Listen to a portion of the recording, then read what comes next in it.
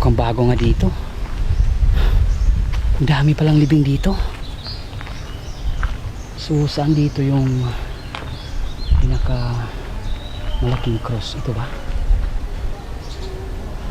Ito yata. Sukin natin. Pagkagara ng malaking cross nila dito ah. Tingnan natin. Kasi doon sa may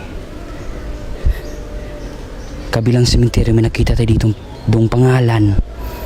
Dito may plastic, baka may pangalan na sa loob. So wala naman dito, malinis dito.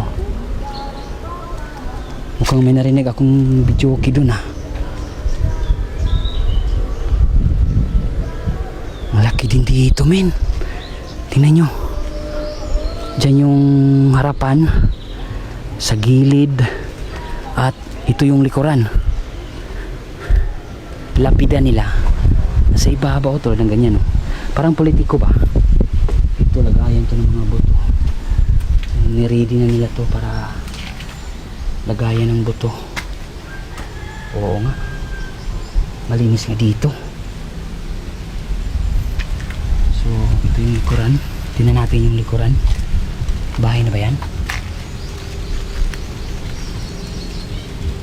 Bahay. May tao ba dyan? So malinis nga.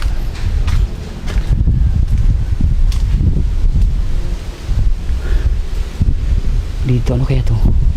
CR? Ah siguro CR to.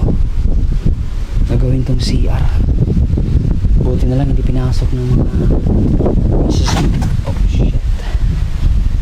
Tapos dito yung mga nalagyan ng mga buto. So grabe ang ganda dito, ang simoy ng hangin.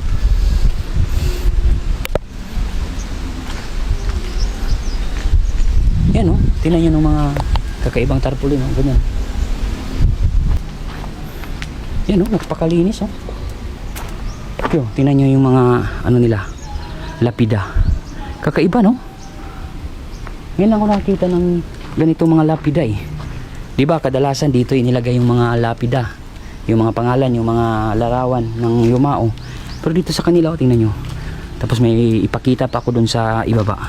Yan o. Yan. Dapat dito may larawan, pero nandun sa itaas. Kakaiba no? Uso na pala yan. Yan o, kita nyo o. Yan. Doon pa isa.